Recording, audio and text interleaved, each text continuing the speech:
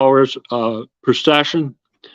Greg was very sick in January of 2023 with food poisoning, which later developed into peritonitis. He was then hospitalized over a week, and his PD catheter has been removed. His chest catheter was put in place. That likely has, also has been removed. New PD catheter, and he has a catheter in his arm right now, or a fistula. So that's how he's doing dialysis. At any rate, that's why Greg doesn't feel well, and we're trying to work with him a little bit. But as a result, he's been doing hemodialysis lately, and that has made him very sick. As I said, he was scheduled on Friday to have his PD catheter replaced and his chest catheter removed, and those things happened. Dialysis has been rough on Gregory, who has suffered through frequent hospitalizations and complications. Recently, his health has become much worse, and this has made his search for a kidney donor even more urgent. Greg is currently listed for a kidney transplant at Penn Medical Center in Philadelphia. To fill out an application and to begin the process for donation, please check out the link. Several links are on my Facebook page that are pinned to the top of my Facebook page, including that one. And as we go through the broadcast, when we discuss it, you'll see the link scroll across the screen.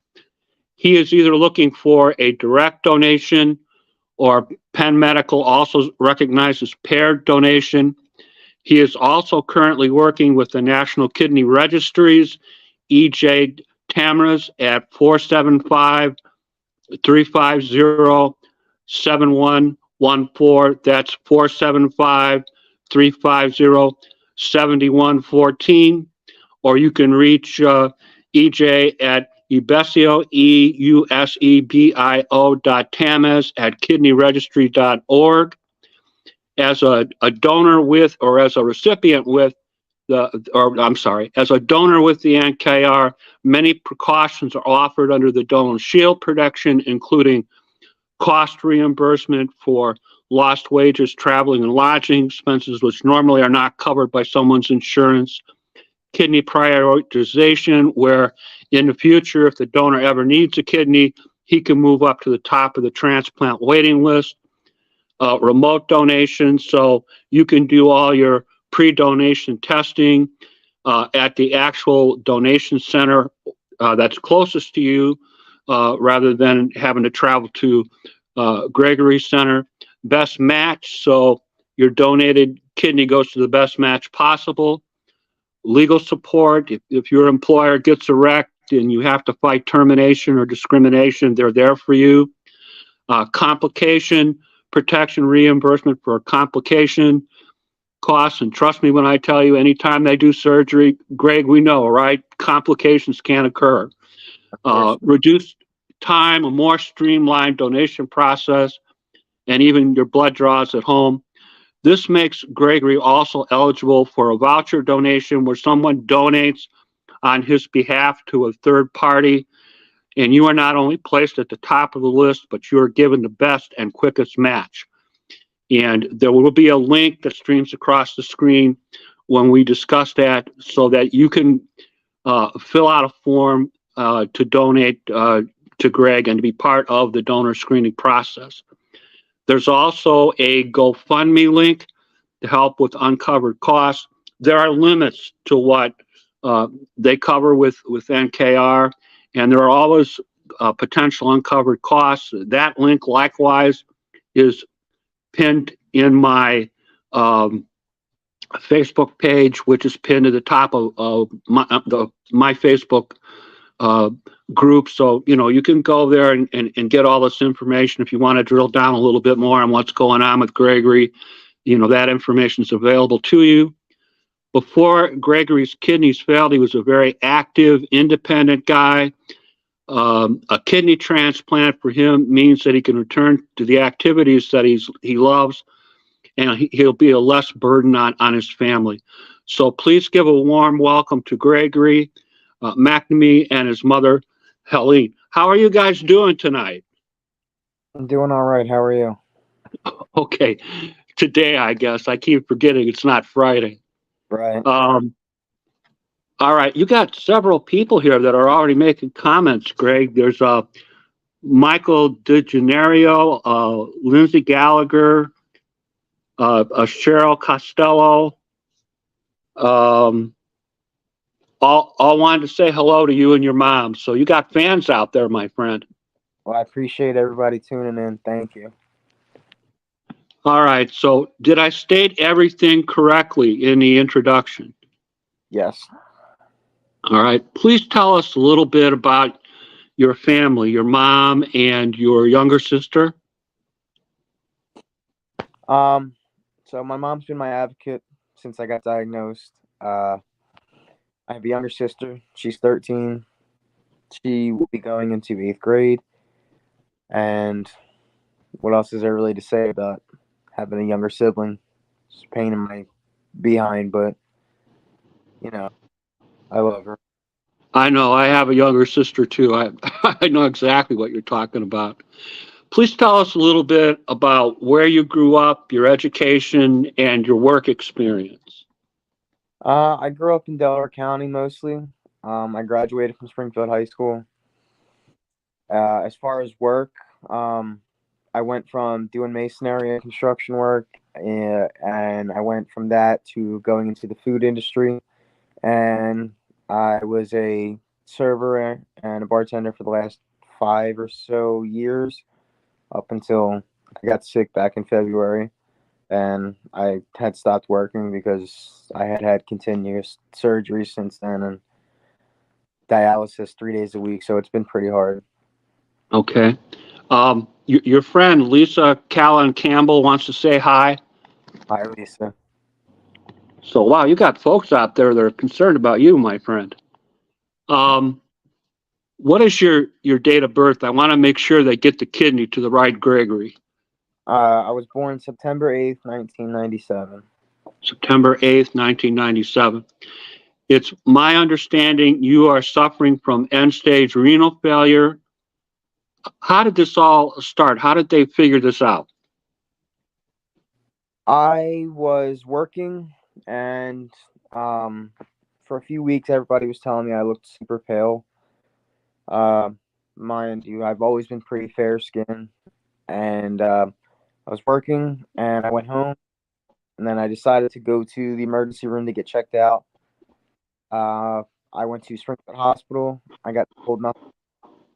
I got discharged, and then I went to Bryn Mawr Hospital about 2 days later. I went. It was a Sunday at like 6 in the morning was the day I went in, and they kept me for a little over a month, and they didn't tell me. I didn't really get any real information until like the last few days of me being in the hospital, which was when they finally told me I was in kidney failure, and I had started dialysis about 2 weeks later after getting out of the hospital. Okay. Your friends, Kimberly Coco and Freddie Tenor, Scott Brady, are all on the line pulling for you, buddy. Thank you, guys. I appreciate it. Um, I understand that the cause of your renal failure is unknown. Can you tell us a little bit about that? Yeah, I mean, since the day they told me I went into kidney failure, they still have no reason why or no reason how of this came along. So I got as much info on that as you do. Okay. Um, how long after your diagnosis were you placed on dialysis? Um, Maybe about 3.5 weeks. I got diagnosed February 4th of 2020, and March 11th of 2020 is when I got placed on dialysis. Okay. And what modality of dialysis did you originally start with? Peritoneal dialysis, which is through the stomach. Okay. And how long were you on peritoneal dialysis? Just about a little over 3 years before I got pretty sick. Okay. Um, Perry Phillips and Christopher Mendardi. Is that how you pronounce? I'm sorry, Chris.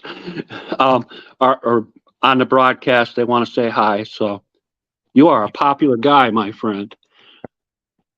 I understand that the initial period of time that you were on PD, did you have any health issues or complications before January of 2023, or was it a relatively smooth process? I mean, I've had some minor issues, not serious, over the last 3 years. I do have asthma as well, so that's also always kind of a contributing factor. But I would say dialysis over the last 3 years, as much as it was horrible, and of course, who wants to live off of a machine, but it went pretty smoothly over the last 3 years up until about January or so when I started to get the food poisoning and got really sick. Okay. Let's talk about that a little bit. I understand that in January of 2023, you suffered from food poisoning that led to peritonitis. Can you tell us a little bit about what happened there? So this year's been pretty crazy. The year started out, I had COVID in the beginning of the year, which for me, I've had COVID a couple times now, and I've been blessed so far that I haven't gotten super sick from it, or I haven't had it that bad.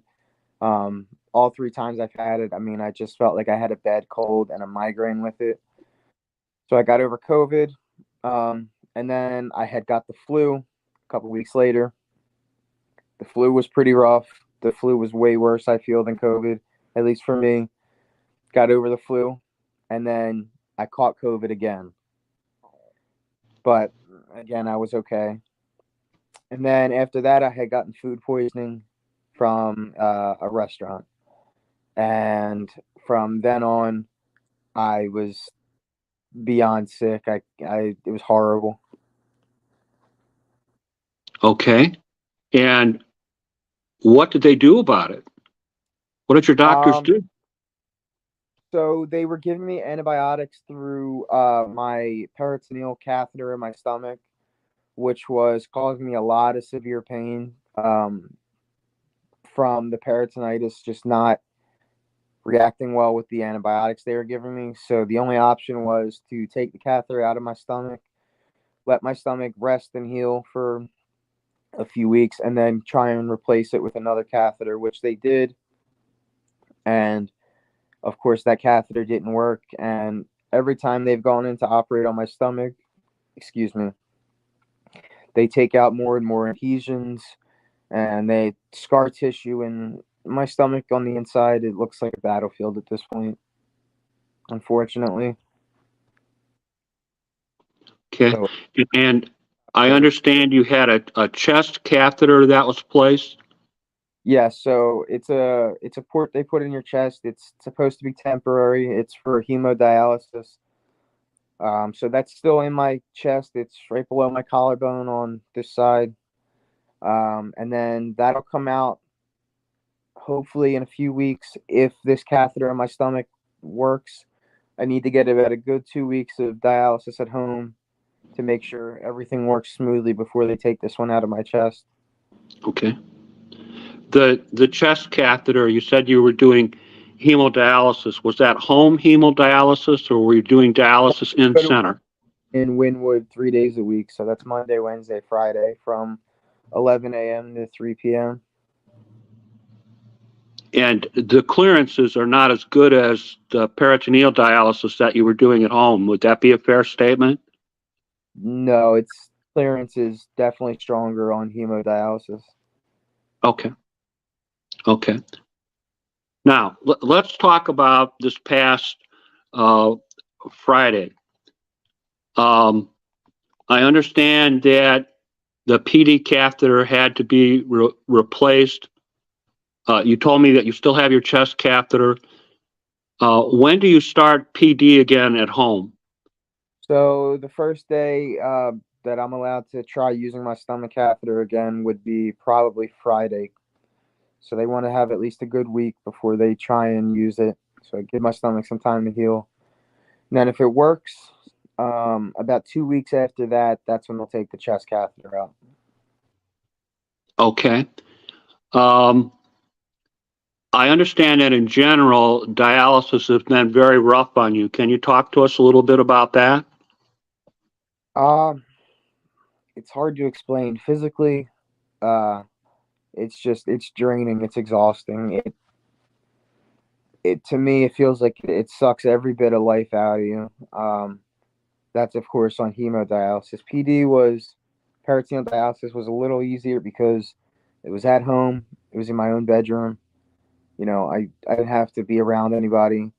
At my clinic, it's at the clinic I go to. It's hard because one, I'm the youngest patient there, and it's very hard to see a lot of older people that are really, really sick. And it's a little uncomfortable for me. It's kind of it doesn't. I don't know how to describe it. It makes me just uncomfortable and nervous. I don't know how else to describe that. Okay. Um, Okay. but it's dialysis on my worst enemy.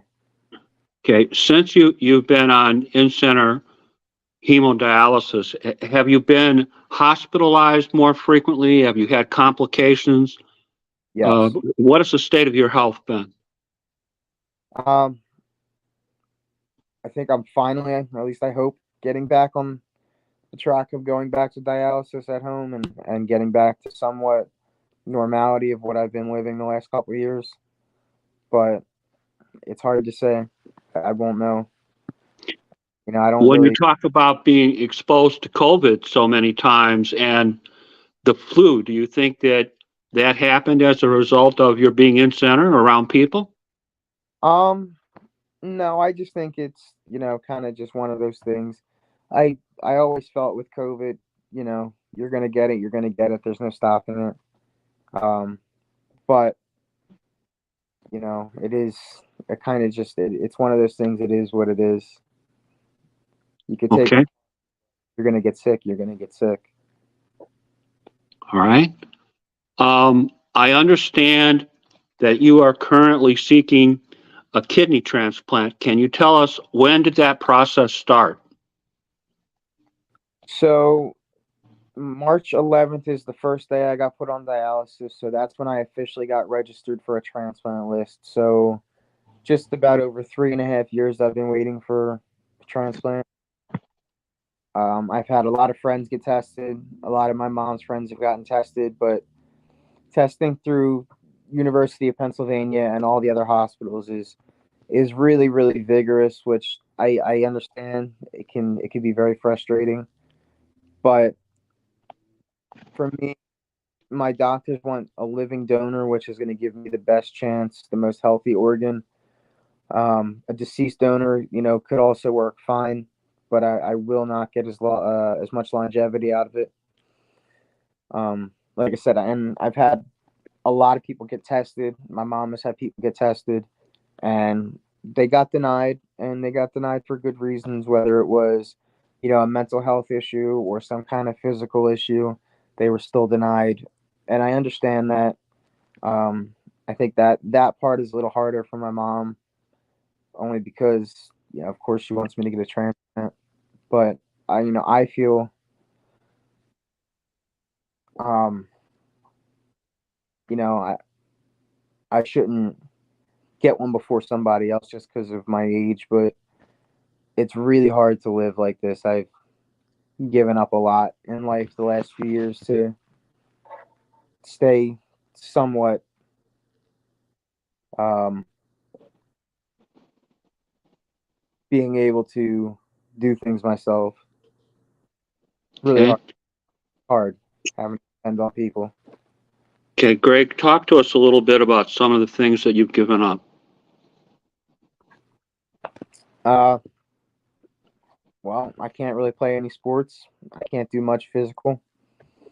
Um, I love to fish, and I'm not really allowed to go out in a boat because of God forbid something happening.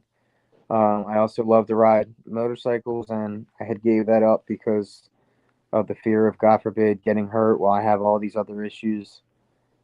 Part of traveling is really, really, really difficult. I haven't traveled anywhere in the last 3 years since I've been on peritoneal dialysis, because for me to travel, I have to take my whole dialysis machine, all my medicine, all the solutions for dialysis, which is not, it's not a little bit of stuff, it's a lot, and it's big. So it's really hard to travel with that. So I Just so people understand, Greg, when you get your supplies for peritoneal dialysis, does that take up like a whole wall in some room in your house? Is it yes, it's a lot of stuff they deliver? downstairs in my mom's shop, in her barber shop. So once a month they come and they drop off 30 cases of solution, which each box of solution, so there's 2 bags of solution per box, and then each box is about 35 to 40 pounds. I use 1 box a night, so I use 2 bags. Um, so that's 8.8 or yeah, 8 pounds, 8 ounces of fluid a night that are going through my body. Wow. Yeah. Your friends Cheryl Costello and Bob Palatiano, Freddie Tenor, they're all writing notes saying don't give up. You know that there's always hope, Gregory. So man, you have got good friends, my friend. I said, Tell us a little bit about where you're listed and the kind of testing that you had to go through in order to get listed.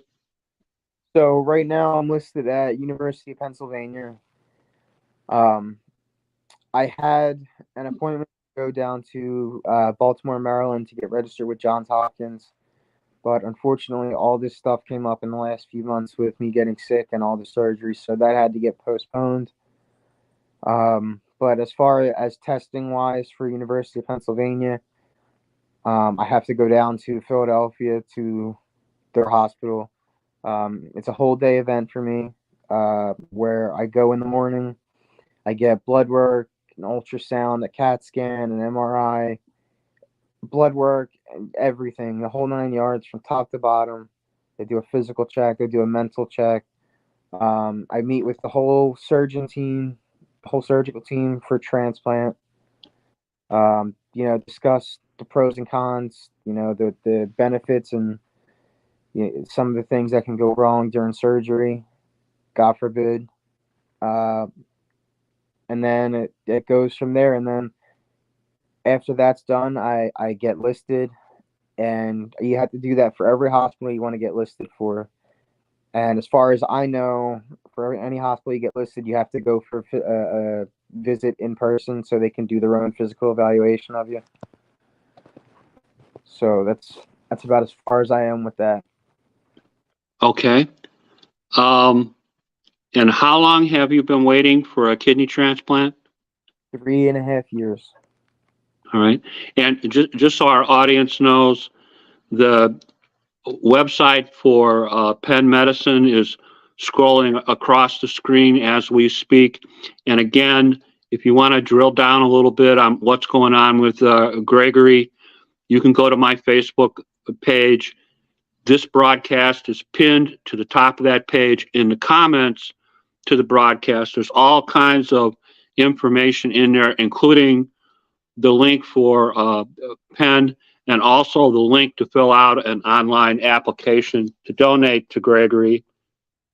And that link is currently streaming across your screen as we speak. You mentioned that you're interested in getting listed at Johns Hopkins as well. Is that correct? Yes. Okay. But your health issues in 2023 have kind of put that off for a little bit? Yeah, it got pushed back quite a bit because of what happened. Okay. And again, that you want to fill out an application to begin the donation process for Gregory. That link is scrolling across the screen as we're talking. That link is also stationary in the the broadcast that's pinned to the top of my Facebook page. And if you're interested and you still can't find it, you know, you can contact me, you can contact Greg, you can contact Helene, and we'll make sure you get it. So, you know, if you want to donate to Greg, you can get it filled out and get that process started. What is your blood type, Gregory? O positive. O positive. Yeah, O is a universal donor, but it's tough to find. Uh, it's tough to find It O goes people. it goes genetic and all kinds of DNA and stuff for people to be a match. So being a match for blood type is a step in the right direction, but that again, that could also mean absolutely nothing because, you know, there's so many medical advancements and there's so many different ways they can go about getting a transplant to somebody, but it's still a very hard process. How are your antibodies currently, Greg? Do you have a high antibody level? Is it normal? I also have an autoimmune problem, so no, I would say they're probably pretty low. Okay. Does it matter to you whether or not you get a direct donor or Penn recognizes paired donation as well? Would it be a problem if you had a paired donation, someone donate on your behalf to somebody else, they move you up to the top of the list? No, that would be amazing. But I mean, it's hard enough asking somebody to say, "Hey, would you consider getting tested and donating an organ to me?"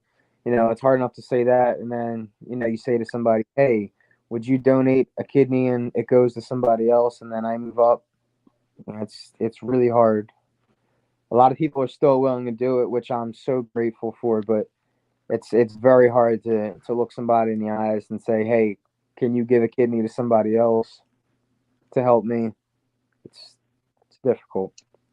I know. I've been there myself, Greg. It's tough. But and also, you know, through the NKR, you're eligible for a voucher donation. Someone can donate on your behalf. You go up to the top of the list. You get the best match, and it's alleged to be quicker. I had a guest on here about a year ago that he had been struggling for years. He had a transplant or two that failed, and he had high antigen level, high antibody level, but he did the voucher donation. Someone donated on his behalf. 6 weeks later, he had a new kidney. That's amazing. So, yeah. So it's amazing the way that works. So I got hope for you, my friend. I appreciate that. Thank you.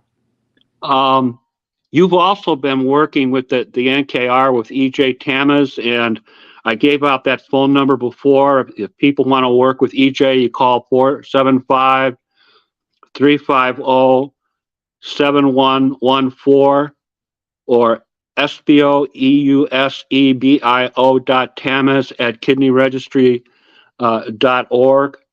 And you can also start the process of donating to Gregory with NKR online. The link to that is likewise streaming across our screen for the broadcast now. And again, if you need something stationary, something where you can make it a little bigger, you know, you need help in that area, go to my Facebook page.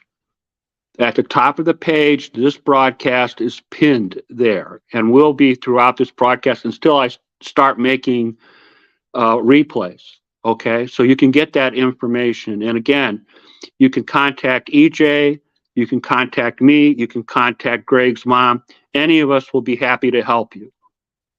All right, so that's through the NKR. The protections that we've been talking about through the NKR, they have some cost limitations. Is that correct? I'm sorry. Could you repeat that? The help that NKR offers, it's not unlimited money they're giving out. They have some limitations. There's a range that they help. Is that correct? Yes.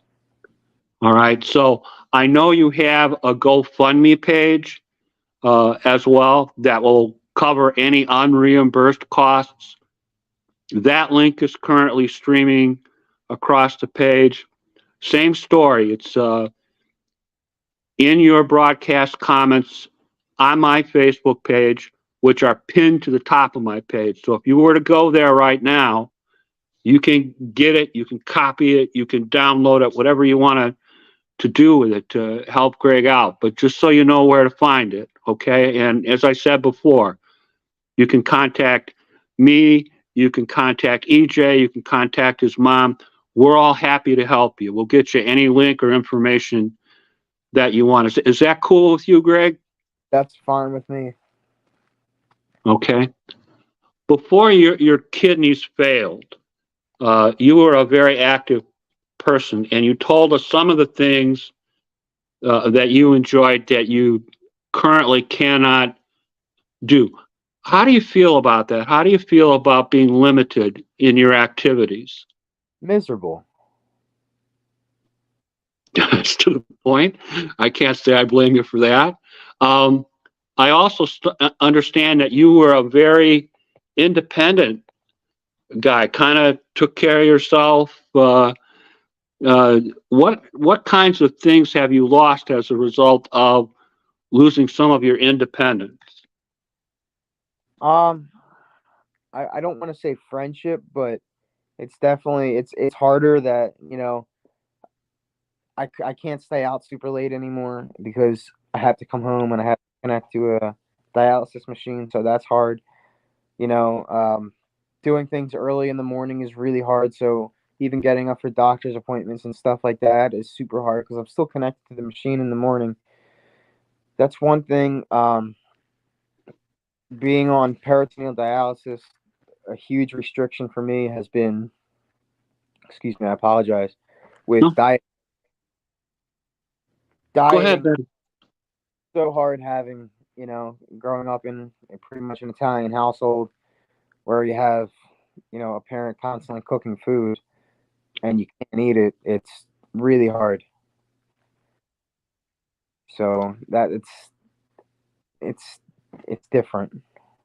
Um, Okay, you go ahead. know, I've been cut back a lot with work, with just being physical and doing things physically. I've had a lot of setbacks just being due to precautions of not being able to lift anything really with having these catheters in my stomach and my chest and my arm, to throwing up all the time, to just little stuff. It's so much. Okay, I understand it. I'm seeing so many great messages for you and your mom on this broadcast. You guys should check those out after the broadcast. You'll be able to reply yourselves. Um, I understand that when we talk about your family, your mom, your friends, they've all helped you out a little bit trying to get the word out. You've had great support. Can you tell us a little bit about that? My mom's been my main advocate, and she's been kind of reaching out for everybody and doing all my appointments and keeping in contact with my doctors. And I know I'm 25, but right now I'm so mentally exhausted. I take so much medicine. It's hard. Sometimes I just forget to take it, or I forget to do something, and 99% of the time she's there to remind me to either pester me with it or make sure I get it done. And as annoying as it can be, it's very much appreciated because I do need the help right now. Okay. All right. We're in the home stretch, Greg.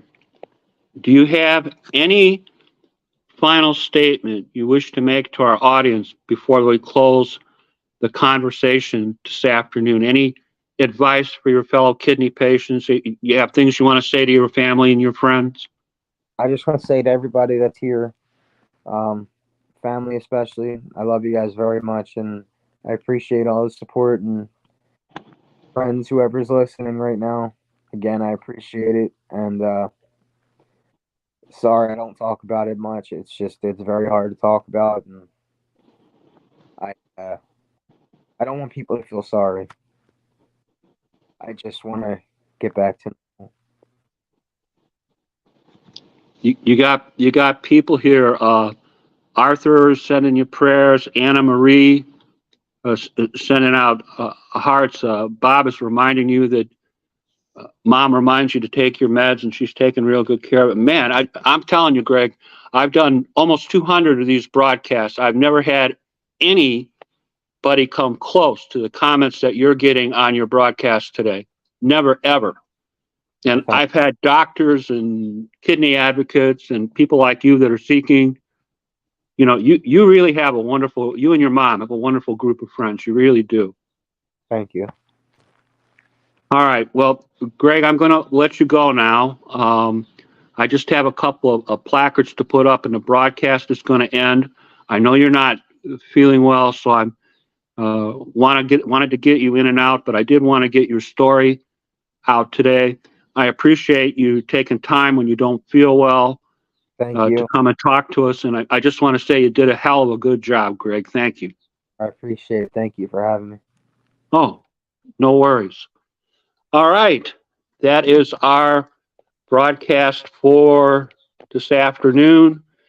Please, please, please share the broadcast replay. Let's get the word out for our friend Greg. Let's make sure that he gets every opportunity to get his transplant, and that's something that you can do that will help. You're not going to have any trouble finding the broadcast. You name a platform, we're going to be on it. Okay? Trust me, your Uncle Jim is like a social media freak, so we'll get all that clicking. All right, well, you guys have a good afternoon, and we'll talk to you soon.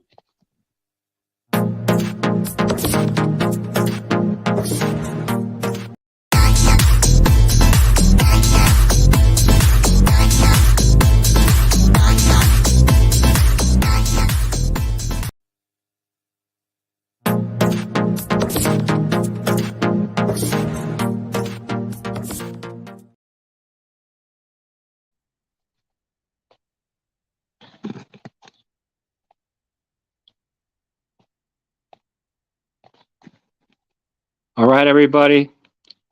Have a good day.